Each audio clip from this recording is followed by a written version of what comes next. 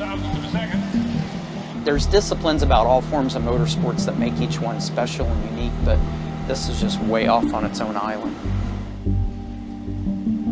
You're sitting at a standing start, and in 1,320 feet, you're going 280 miles an hour, and you're covering that distance in 5.2 seconds. Obviously, you get to the funny car and top fuel ranks, they're going 1,000 feet, and they're covering it in the 3-second bracket and running in the 330 mile an hour range. Nothing compares to what the top fuel and funny car drivers, what the G-forces they go through of 5 to 5.5 Gs on the run, up to 6. And then when you hit the chutes, it's negative 6.5 Gs of deceleration. I was like a lot of people that thought when they see drag racing on TV, they fire them up, go right down through there. And there's so many things that are going on top of what just those basics are that people see. I was just a fan in the stands. About 10 years ago, I was able to turn it into my job and get paid to work on race cars. If you look at it from the outside, it looks like they just go up and down the track. You try to give somebody a blank sheet of paper and figure out how to make one of these things run fast, they're gonna have a really hard time. It takes years and years of data, trial and error to get the right combination and the right setup. And like I said, Pop and Rich have that. They've been doing it a very long time and they're really good at it, so. We normally do 3 runs and then we tear it completely down to the block, the crank, and the cam. And pull the pistons out, realign, check the rings, check all the oil rings, check that. You see all these fans watching these guys work on the cars, and you know that's what creates the excitement here. You don't get that same feel in other forms of motorsports. They get it in different ways, but not the same way that an HRA race is. Like we do the motor work together. Tony even tears that side of the motor apart between runs. Eric's primarily on the clutch. You know, I strap Tony in for the run.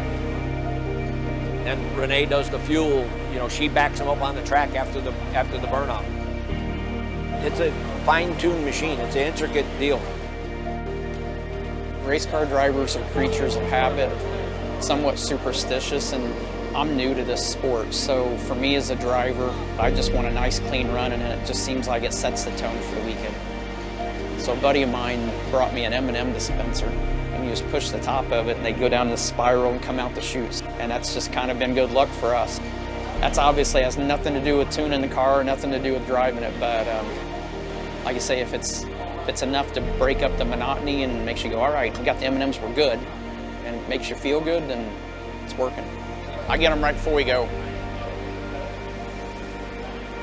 Well, which is about now. Whatever the first 4 are that come out, that's the ones you grab.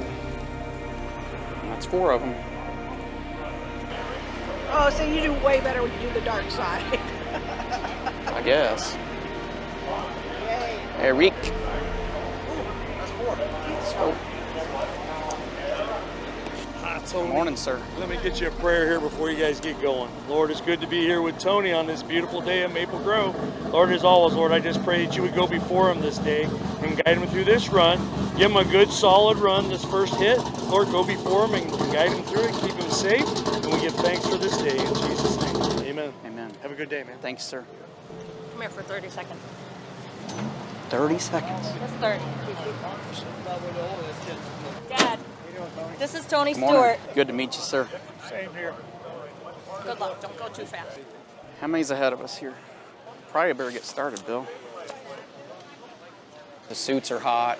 There's no ventilation. There's no circulation of air going through there, even though it's an open cockpit car. But I would rather get in early, and the longer I'm in there, the more I just relax.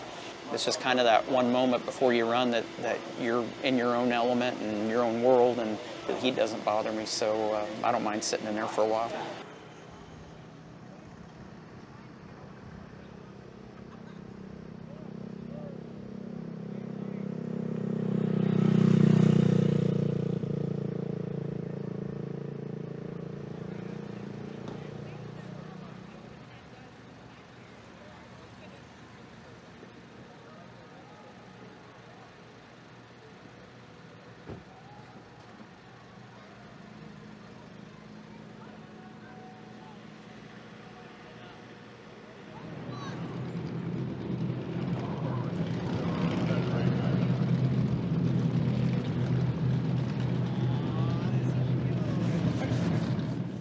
So there's a lot of things that people don't see that you're doing inside the car, and what you're looking at, what you're looking for, making sure you're square and lined up the right way.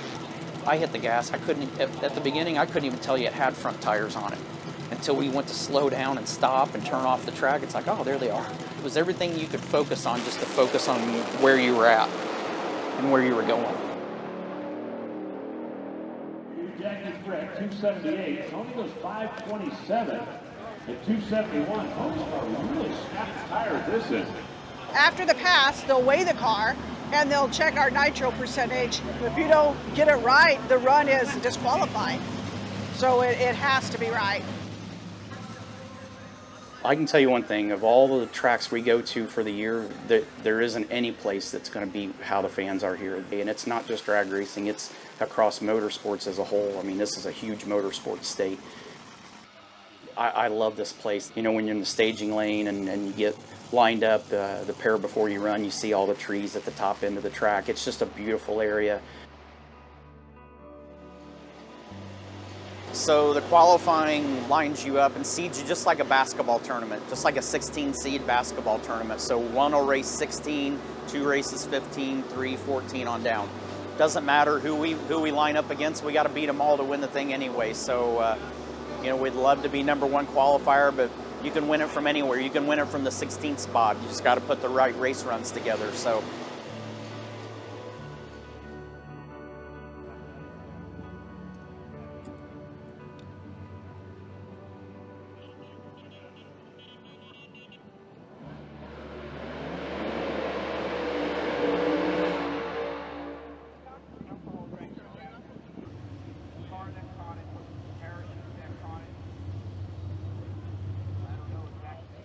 Push you up into that shade because they got an oil down. Get more.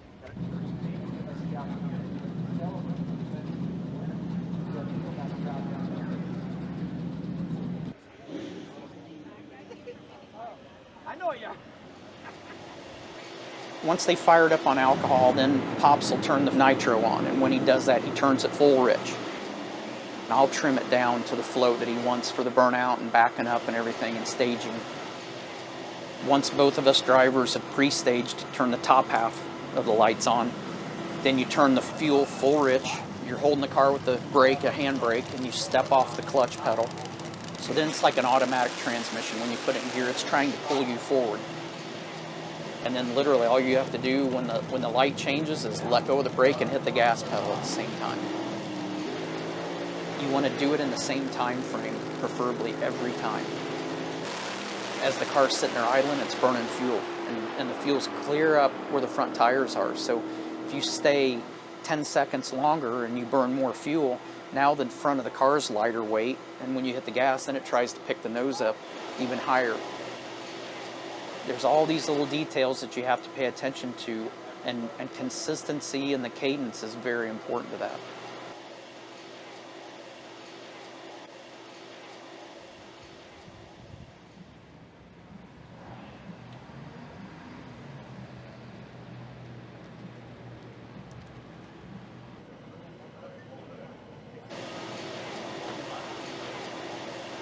Qualifying, you could sit there for 2 seconds, not hit the gas when it changes. Your reaction time be absolutely terrible. It doesn't matter. It's literally once you roll through the beams and the time starts to the end. Your reaction time's not important in qualifying, but it's everything in the races. I do the tires, pre-rollout, post-rollout measurements, do the tire pressure before the run, you know, keep track of it there. The heat actually makes it go up even with covers on. And then it stretches the tire, so you don't want the tire to stretch. So that's why we try and maintain it to a certain air pressure when we run it. We had a set last year, we had almost probably 40 runs on it. But then you get some that you might not even get half of that. It's intriguing, this is fun. This is a lot of fun. We work on it for hours on end to make it run 5.2 seconds and then work on it hours again. You're like, why do you do that? So that's a lot of time and it's over in 5 seconds. The nature of the beast. It's a lot more fun than what it looks. You know, it looks like a solid black track. It looks like, just anywhere in between the walls is good. Well, there's a defined groove that you want to be in. And your job as a driver is to leave on time, you know, get a good reaction time, keep the car in the groove. But then you have to sit there, and if the car shakes the tires or if it smokes the tires, you have to make a split-second decision of what you do next.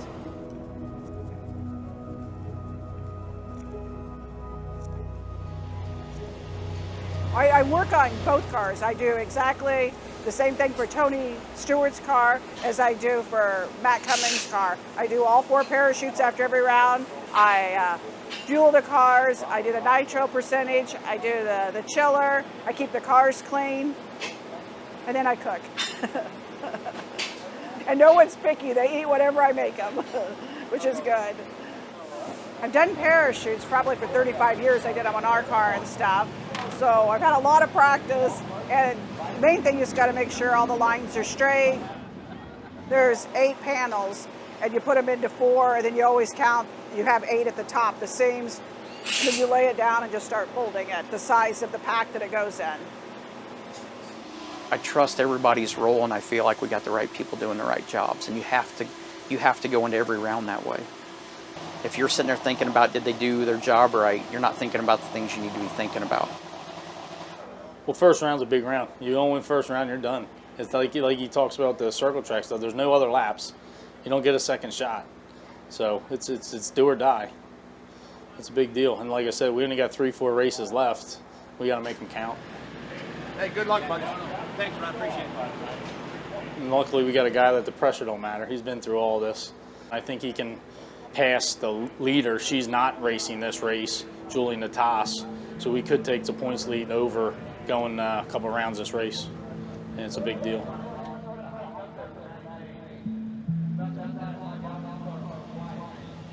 You know, when I first started, it was enough just to try to keep up with how fast the car was accelerating. And then as time goes on, you get used to that, and then your body starts picking up all the other little details that are important details of what's going on in the run.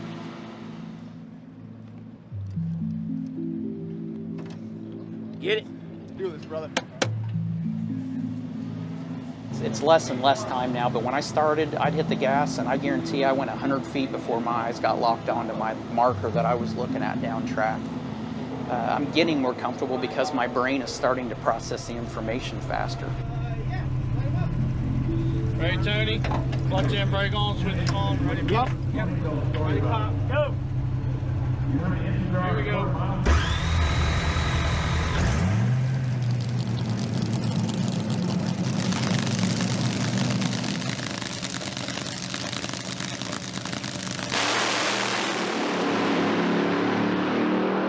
Chris makes her best run of the weekend by a country mile, 5:25, 2:76, but she's 1:17 on the tree, and Tony Stewart just walks away, going down the track with low. We just got through round 1, always the most nerve-wracking round of all of them. It's just, we had to race a good car. We knew they could step up, so that was the main thing. We had one car had to run down the left lane, didn't make it, so that starts getting in your head. We let Tony do his job, which he always does, had a good light. He pushes 030s all day long, and this weekend he already had a couple 020s. He's gifted, you know. Everybody's, oh, he's doing good, he's a great driver. Well, he's not just a great drag racer, he's just great, period. Put him in a dump truck, doesn't matter. He's gonna win. So we just gotta give him a good car and let him do his deal. Oh, look at that. Doing your own tuning, man. You got it all. Oh, yeah, I'll get in there and start. I handle like the timing curve and stuff like that. Me and Dad go over, you know, what we think the track will take, what we think we got to run. We base it off of previous runs. So we've got, you know, as you see, books full of every race, notes on every run the car's made. So we'll find the same weather conditions, the same track temps, and try to base it off of previous data so that we can make a, you know, good decision. It's all about how you tune, you know, how he's tuning it up. If he's aggressive, he wants a cloud. If he's backed it off a little bit, then he probably wants that sun to come back out. I have your first win on VHS still. Oh, yeah? Dude, I appreciate it, man. Thank you. After the 4 pro classes, then there's factory stock, alcohol funny car, then us. And finals? Semis. Yep. I'm freaking ready to go. Just got that feel. Like it.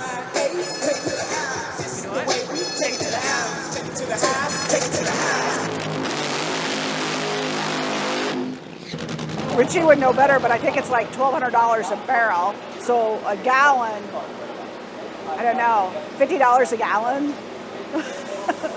Takes 5 gallons for a quarter mile. Burn out and pass. The more boring the warm-ups are, that's normally a good sign because it means everything's going the right way. And, you know, if those guys aren't worried about things, there's nothing for me to worry about.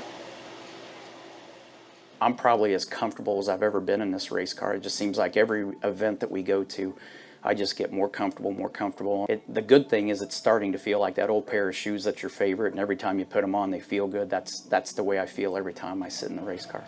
These things shake, they move. Just because something was tight yesterday doesn't mean it's going to be tight again today after you make a run. You'll see me in the staging lanes. I'll check the same things 15 times just to make sure that all the plug wires are tight, all the fuel lines are tight, kill wires are in before we spin it over, just that everything is 100% ready to go.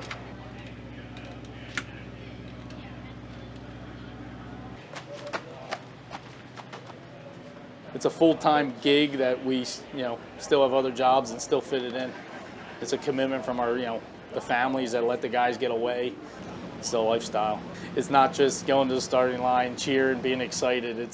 People say it's a hobby or whatever else, but it's really an addiction. Because it's just, you can't go to work and get the same feel.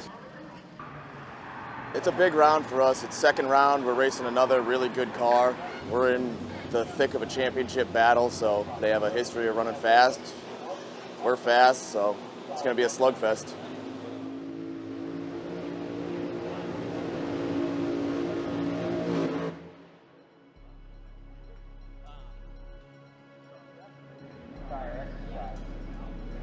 You don't have to steer anywhere, but you may have to find center if you're that far left. He's like a machine. He's like a robot, man. That dude just gets in this car and drives the wheels off of it. He's got a ton of experience in big pressure situations and it doesn't seem to get to him. He seems to just be able to be himself and just do what he has the natural ability to do. It's pretty impressive. Tony Stewart, Madison Payne in the final round here at the Pep Boys NHRA. You got away with that one. Shook the tires really hard and had to abort, but the guy in the other lane red lit, so he left before the light came on, so that automatically gets us to the finals. We haven't had this problem all weekend. Now all of a sudden it just threw us for a curve. And we don't know what lane we'll get into now because we lost lane choice. So we don't know if we'll be in the left or right, so it'll be a couple decisions. Our competitor, Madison Payne, supposedly, I think she broke a motor, so they're changing motors now. Try about 40%. I think we're both a little nervous going into the final, not knowing what to expect. And hopefully it stays dry. So we can't put the rain tires on and finish this thing off. I don't know. Stay tuned. The safety safari that preps the racetrack, they did an awesome job, but Mother Nature is still undefeated. It always wins. We're literally going to stay tonight. We'll come back tomorrow, try to finish this thing off tomorrow and try to win a Wally and take a trophy to Charlotte next week.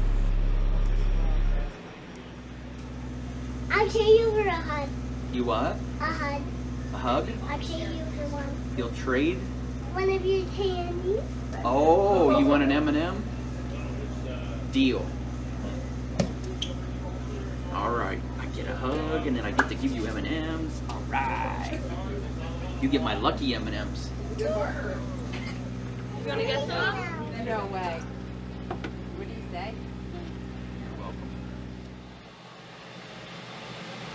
Like, even though I'm superstitious, it's not like I'm so overly superstitious that I can't just roll with it. It's just, this is the first rain experience I've had as a driver here. So it's like it's the first time that you get out of that routine. But when they said, go get dressed, and that already starts the adrenaline cycle. That's another sign too. The announcer just now, instead of music playing, the announcer's getting on there. That means you're getting close.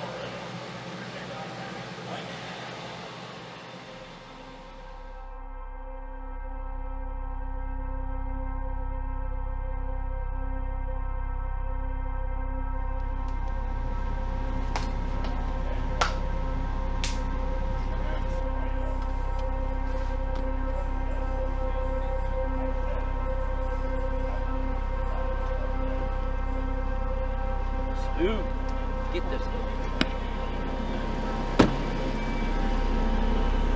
Ready, Tony? All right, here we are, God. It's Monday. So this is a fun one. I just want to lift up my brother to you. Just keep him focused on what he needs to do. Keep him safe going down that track. Help him do his best. In Jesus' name. Have a good race, brother.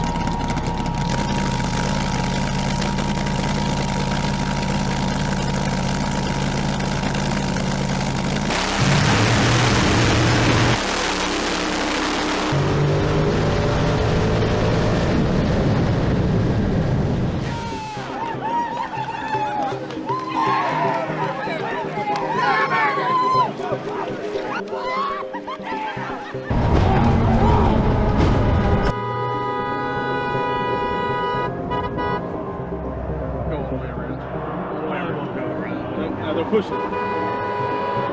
Yeah! Oh, baby! Tony Stewart, the winner here at Maple Grove and also the points leader in top alcohol dragster. We're racing on a Monday. Let's see that Wally.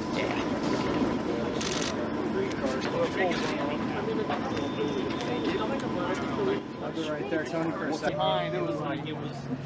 It's official. It's official.